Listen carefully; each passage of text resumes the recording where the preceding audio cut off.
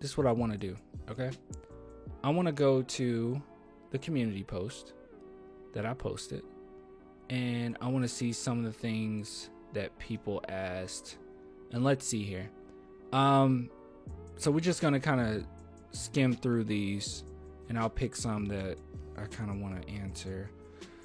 Let's see. And I know there's not a lot to talk about, during the off season. So, it's probably pretty hard for people to even come up with anything to discuss. But let's see here. Let's see. What's something we can just attack? Which active former Spur would you like returning to mentor Wemby? The only one I can think of is Patty. Like, literally. If we think about NBA, let's see, Spurs, or I guess former Spur players still playing? Let's see. Because I don't think there's many. Let's see here. So we got, I don't know. Oh, this isn't a good one. This is from Spurs Talk. So let's dive into this one first.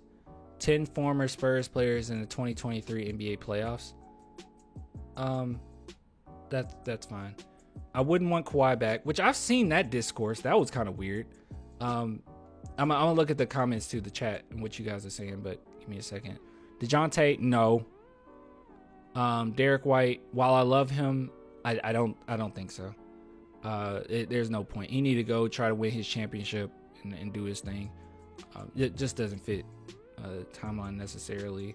And he would take a big. I mean, he's gotten so good, which I do think that he definitely hit his peak with San Antonio, but now he's just on a brighter stage. But man, he is such a good player. Kyle and actually, no, I can't go with Kyle Anderson. Even though I love Kyle, now that we've gotten our boy Sissoko, I don't think there's a real reason to bring in Kyle Anderson. Trey Lyles, no. Matthew, no. Man, Spurs fans were crazy about him, and I was not crazy about him. Jock Landale, no. Lonnie Walker, no. Danny Green. I think Danny will be a good one. I think Danny will be actually a really good player that you could bring back next to Wemby. But it's fine. Probably not. I think Patty's the best. Like I said, Patty's the best player, I think, bringing back, because not only would he be fitting a role that we would need at least temporarily. I mean, we got Cam Payne at that position as basically a temp job. We would just need that role filled temporarily, but I think he's perfect next to Wemby. I mean, he can pass the ball. He's a good catch and shoot. Phenomenal leader. Very vocal. I mean, I think he knows how to play the game the right way. I just think that he will really help Wemby. If we brought back anybody, it would be Patty for me. Will that happen? Nah, probably not. But I do think that would be nice. Everyone else is just, I don't really see the point. My second would be Kyle Anderson, though. But unfortunately, like, I don't see his fit there. I mean, you know what I mean? Somebody said Patty hands down. Boban, man, I want to bring Boban back for. That would just be for fun. Oh yeah, George Hill. George Hill's another one too. I actually mentioned him, July, in another video. George Hill's a good one. That was a good question. That was a really good question. All right, let's see. Can you do a Hall of Fame live stream? Unfortunately not, and I don't know when this segment, we're gonna cut it out and like post. I don't know. But I won't be here during the Hall of Fame thing. I started calling him Wimba. What do you think of that nickname? Because Wemby sounds too much like Wimpy. I think you're thinking too much. I think Wemby's better. You're thinking too much. Joe's thinking too much. All right. What is the largest functional lineup the Spurs can get on the court? Functionality, huh? All right, so when I think of this, I'm thinking what would be like my 2K lineup. Like what will work on 2K, because it's not going to work on like in game. I know what the Spurs are going to go with, and it's not going to be this. But let's see. Let's type in Spurs roster 2023 24 whatever. All right, let's see. Is this a good way of doing this?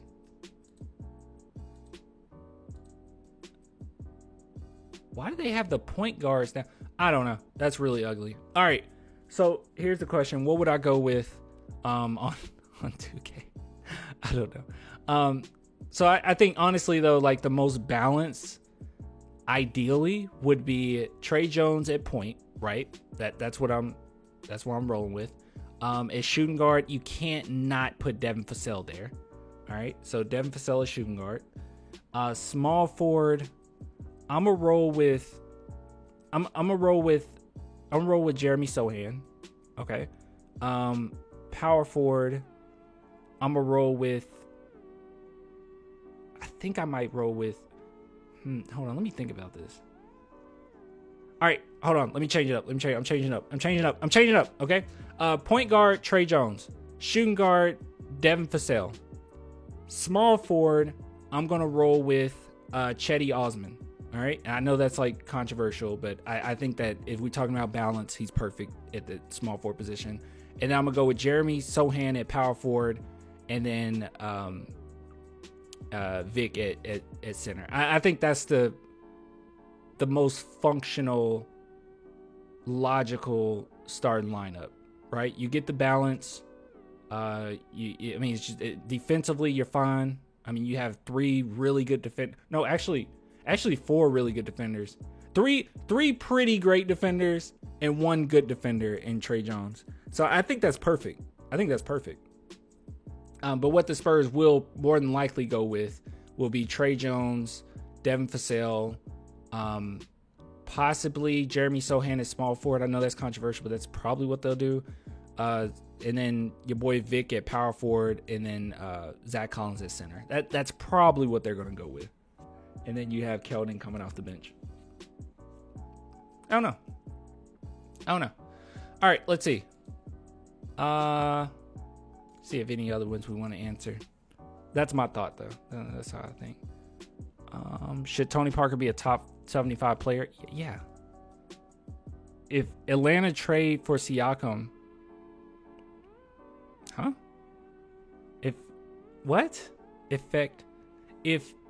If Atlanta trade for Siakam effect for our Atlanta pick, I don't know what you mean. Oh, if they did, would it affect our? I think so, because at that point they're not going to rebuild. You know, like they're still going to be a mediocre team, but we don't want that. We want them to be like absolute like trash by 2025. So if they were to get Siakam, yeah, I think that hurts us a little bit. That definitely affects our Atlanta pick. We won't get as good of a pick as we would like, unfortunately. It's still fine though. Like we're still set up. Like we have so many picks going forward, first round picks that is. So we're good regardless. I think in 2025 we have 3 first round picks. You can correct me if I'm wrong in the comments, but I'm pretty sure that's right. Let's see. Would it be surprising if the end of the season Malachi is a starting point guard? Even though his natural position is shooting guard, I feel like Pop might try to make him similar archetype as Derek White, who is able to play on ball and off ball. That wouldn't be surprising at all if they've already experimented with Malachi running point guard. So I don't think that that's a crazy thought to be like, could Malachi potentially be the starting point guard for the Spurs? I don't think that's crazy. He's good on the pick and roll. He is a good passer.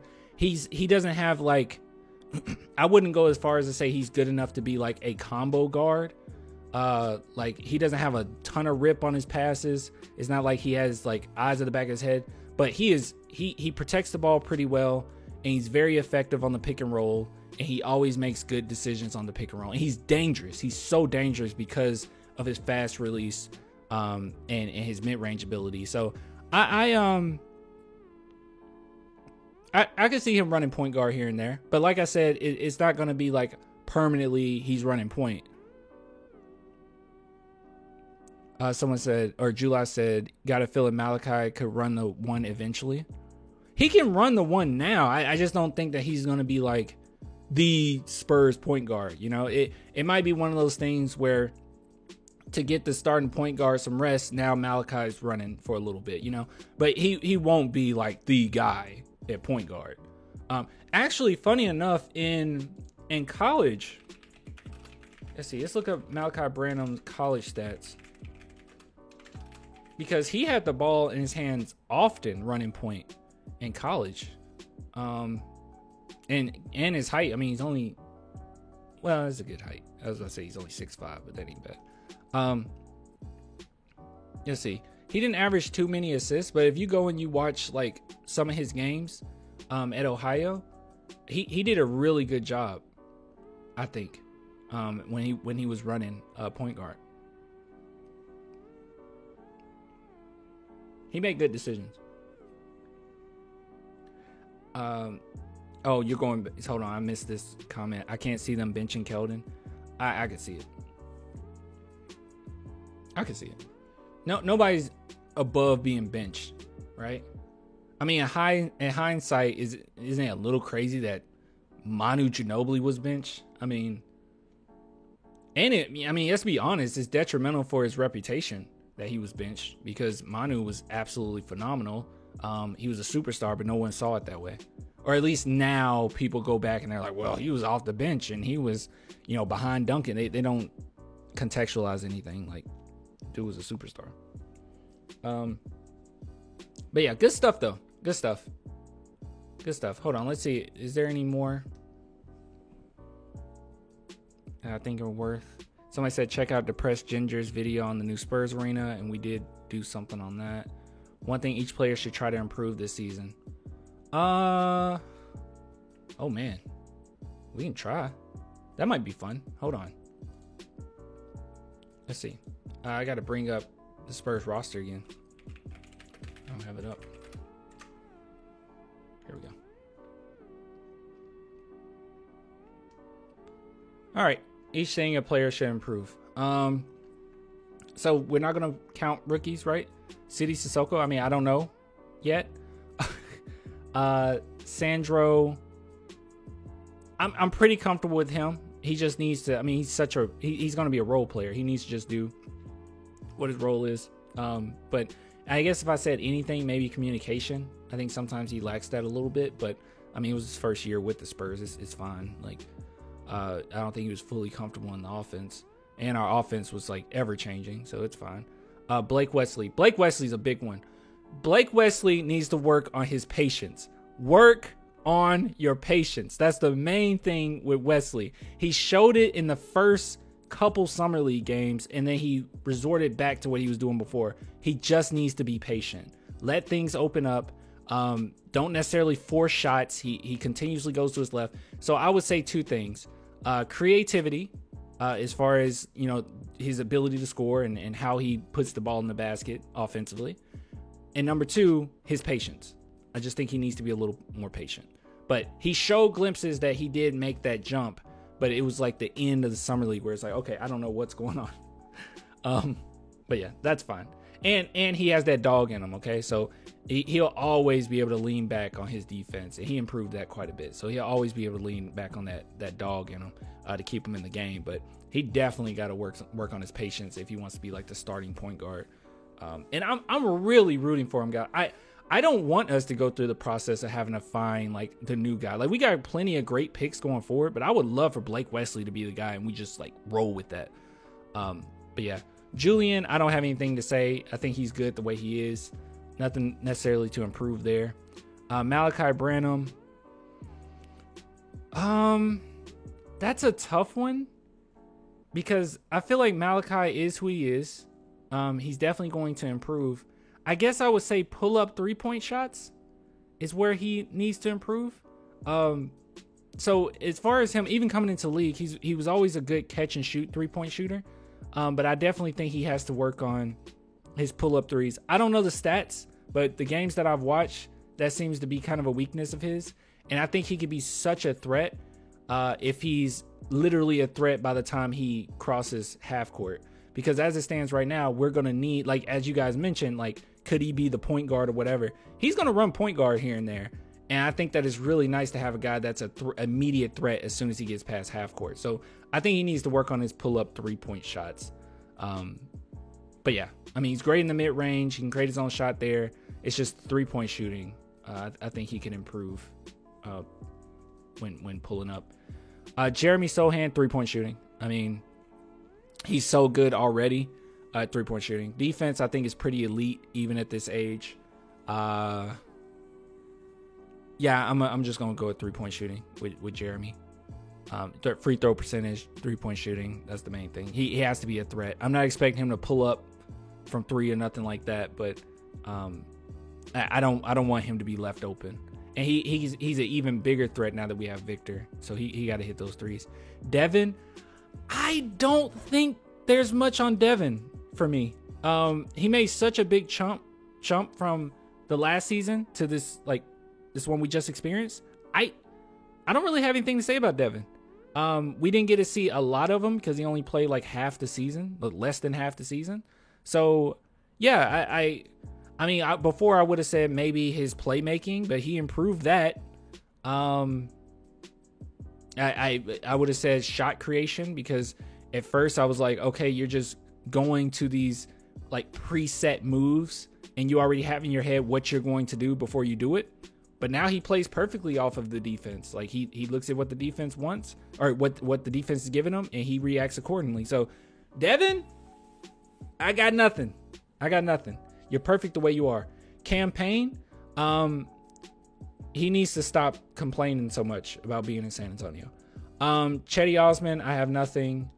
Burke, he probably won't even be here. Zach Collins, I don't think I have anything for Zach Collins as far as what he needs to improve, because he also made like big jumps and he was great three-point shooting threat. I mean, he was basically bringing the same thing that Jakob was bringing defensively, but the great thing about him was he was like Jakob. This is why the Spurs were really comfortable with trading Jakob, by the way. Like, Zach Collins was Jakob, but he could shoot threes. So like, I don't know. I don't really have anything for Zach. He's fine. Trey Jones, three-point shooting, right? Like easily. I have no, I don't know. I cannot tolerate point guards that can't shoot three-pointers. I can't. I hate it, dude. And Trey Jones is a terrible three-point shooter. And I'm not even saying like, be a threat similar to Malachi Branham. I'm not saying that. He's a great facilitator. He's a smart player, high IQ. I think defensively he's fine. But man, he gotta shoot open shots. I mean, he missed catch and shoot open shots. I wonder, is there any way? I mean, I might not be able to find it right off the bat. 3-point percentage when open? I don't know. That's probably advanced analytics, and I have to go somewhere for that. Let's see. Here's an article. The skill Trey Jones should focus on continuing his development. Let's see if they got anything here. I watched all 158 Jones three-point attempts last season and was surprised with what I found. When Jones is stepping into a three or shooting them off the dribble, he looks fluid and confident shooting the rock. He only shot 9 for 39 on three-point dribble jumpers, but anecdotally, he looks smoother on those attempts. Okay, I just want to know what's his percentage when he's open. Let's see. This may be a lazy comparison, but I looked to his brother Tyus Jones to see what kind of progress is realistic. In limited playing, Tyus shot 36%. In his first season shooting over 130 attempts, as close as I could get to the amount of threes Trey took, he's 32%. He went in the inconsistent shooting near that. Okay. Trey is going from 28% rather than 32% and didn't shoot the ball as well as his brother. But a 7% jump. If he could shoot above 30%. Okay, so they don't got it. They don't have it here. Yeah, I don't know. Yeah, but you got the picture. We all know. Trey Jones got to work on that. Reggie Bullock, nothing. Devontae Graham. Honestly, I got nothing. I like how Devontae Graham plays. Victor, rebounding. Even though it's his first year, I think he needs to improve his rebounding. That's like my main thing with Victor. He can pass the ball. He's fluid with his movement. He has, good shooting ability. Defense is already elite. He's going to be one of the top defenders in the league already. The only thing I got a problem with is his rebounding. Like, he doesn't secure the ball super well. And I think that just comes down to a little bit of strength. Not saying pack on, a bunch of pounds or nothing, but yeah, you gotta work on the strength of your rebounding. But he'll be fine. Doug McDermott, nothing, and he is who he is. Keldon.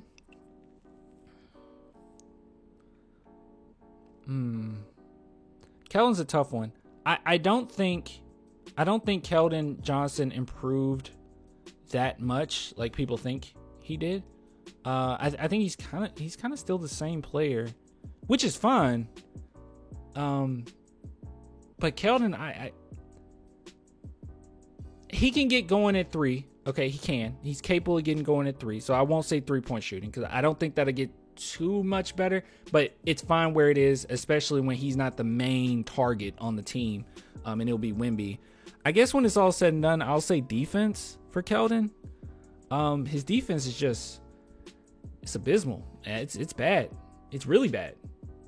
So yeah, I guess just lateral movement. He's very flat-footed, but he's always been like we knew that when he came into the league that was going to be, kind of an issue. So that's it. But I think it's going to be masked pretty well with the team that we have right now. Like, City's a really good defender. So if he's out there with him, he's going to look fine. He's going to be surrounded by defenders all the time.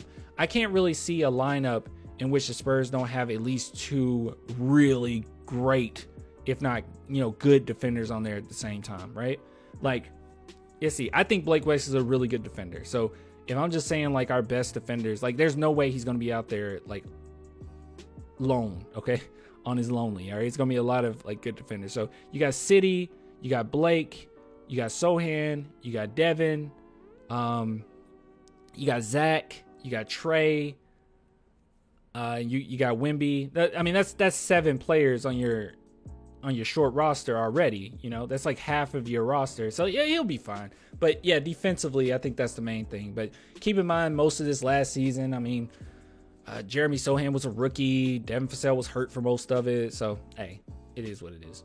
And I think he got exposed even more because of that. But this upcoming season, Wemby changes everything, dude. So I think he'll look like a better defender. All right. Let's see. Any other stuff? One thing each player should try to improve this season. I already did that one. I guess that's it. If Wemby has a healthy career, how many championships do you see this core winning? And whose jersey would you expect to be retired? Good God, that's a tough.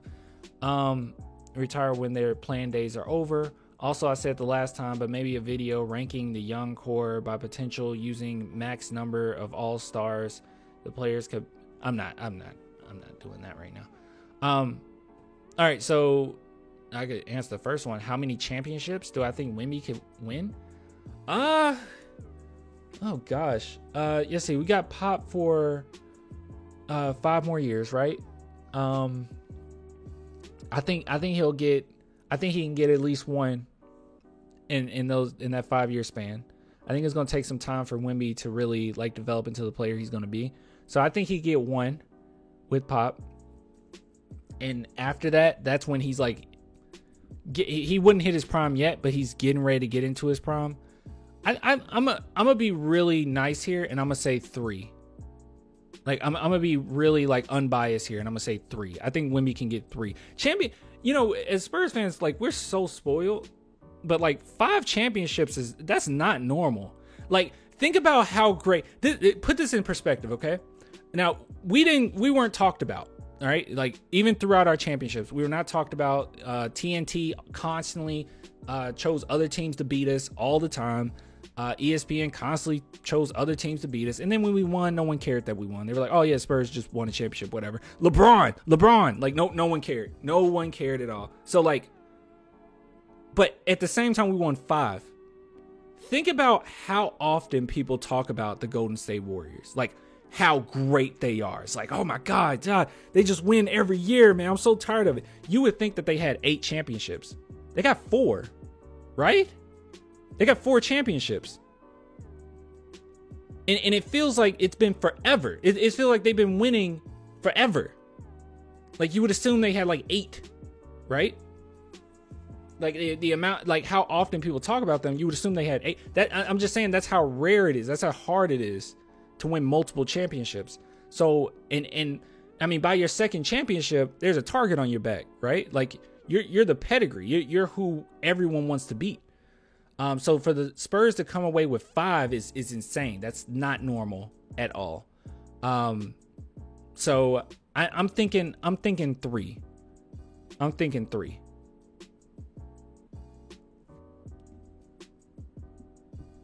Warriors were loud and egotistical. Spurs were quiet and humble. Well, God, I don't want to defend the Warriors here, but like when I think about the Warriors, I mean, the only one that's loud is Draymond, right? I mean, I would say Steve Kerr's low key. Steph is pretty low key. I mean, he has fun. You know, he'll shoot, turn around, have some fun. He's a killer. But yeah, Clay's really quiet. I mean, it's really just Draymond, right? Steph loud on the court. Yeah. I mean, he's a killer. He's nasty. He's mean. He's not a nice guy, but like, as far as humbleness and chillness, he's pretty chill. He gets into another mode when he's on the court for sure, but I don't know. I wouldn't go as far as say Steph isn't humble.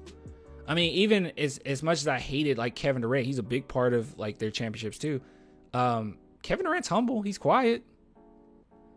Yeah. I mean, the only thing that's loud about the Warriors is that one player and the amount that the media talks about them. But I won't judge them for how the media talks about them because I'm expecting the Spurs to be talked about a lot too, pretty soon. Right? That's what I'm expecting. I mean, we literally got Wemby in like, I mean, not commercials, but I mean, advertisements like, whew, insanely, man. I don't know. Say I get it though. Yeah. I think Clay and Draymond were the biggest annoyances. Curry is a leader. He's hard. I mean, I'll be honest and say I don't really care for Clay that much. But Clay, as far as like, if I'm comparing him to other NBA players, Clay is not that bad, right? Jordan Poole. Oh, I mean, gosh, you guys are really making me defend the Warriors right now. Is Jordan Poole really? I mean, first off, he wasn't there super long. I mean, he's gone now, but I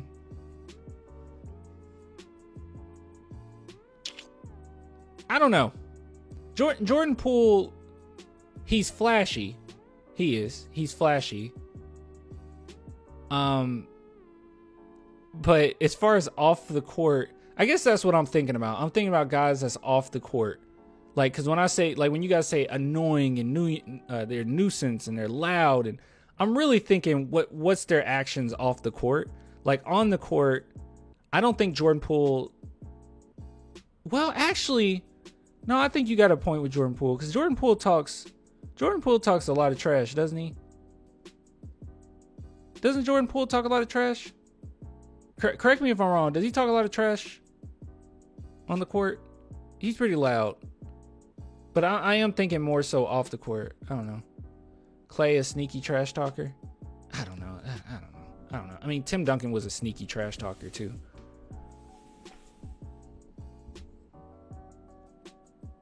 But Tim Duncan was more condescending with his trash talk. Yeah, Lillard hates Poole. Okay, that's what I thought. Yeah, Poole's pretty out there. Okay, those two for sure. I won't say Clay though. Like, I'm not gonna throw Clay into there. I don't think that's fair. You can throw Poole and Draymond in that, and that can help you hate the Warriors. But I won't go as far as to say Clay. I don't think that's fair. I think Clay and Draymond. No, it was something else I saw. What was it? How do you find Clay annoying? Dude's a quiet stoner. Oh, is he? He does seem quiet. Why do I find him annoying? I can't even pinpoint, dude. I haven't thought about the Warriors in forever. I can't even pinpoint. It was one season that he annoyed me. I can't remember.